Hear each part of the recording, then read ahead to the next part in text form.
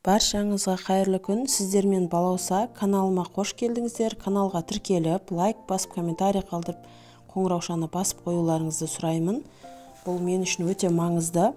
Бүгін сіздермен осындай өте оңай жасалатын таңғас жасайтын боламыз. Бұл менің отбасымның ең сүйікті таңғасының бірі болып саналады. Сіздерге де жасап көруге кеңес беремін. Ең алдымен пиязымызды сыртын ашып, орташа жіңішкелікте кесіп шығатын боламыз. Және де табамызды отқа қойып, майымызды қыздырып алатын боламыз.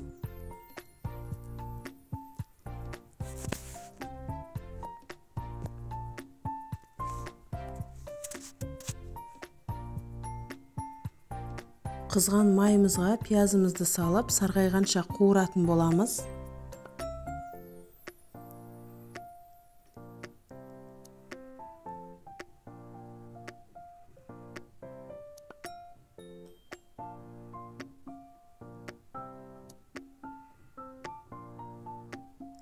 Сарғайған, жұмсарған пиязымызға дәл осылай қысқа арналған салатымыздан кішігірім салып қуырып алуды жөн көрдім.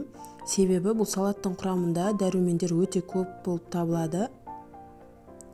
Салат болмаса, сіздер томат пастасын қолдануларыңызға болады.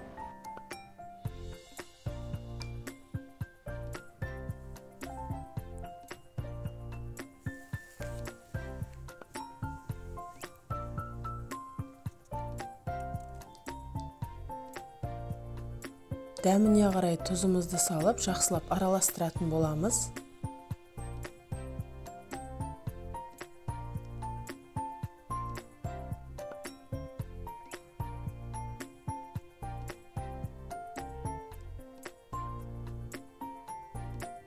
Келесі кезекте жұмыртқаларымызды жарып, жақсылап араластырып, қуырып алатын боламыз. 3 минут көлемінде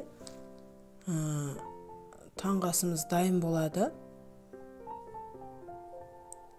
Яғни пияздан бастап қуырғанда барлығы 6-7 минут уақытыңыз ғана алады.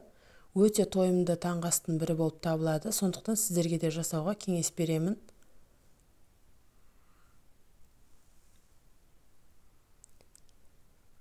Дайын болған таңғасымызды дәл осылай салып ұсынатын боламыз. Арнама тіркелмеген болсаңыз, тіркеліп, лайк басып, комментарий қалдыра кетулеріңізді сұраймын. Назарларыңызға рахмет. Қош сау болыңыздар.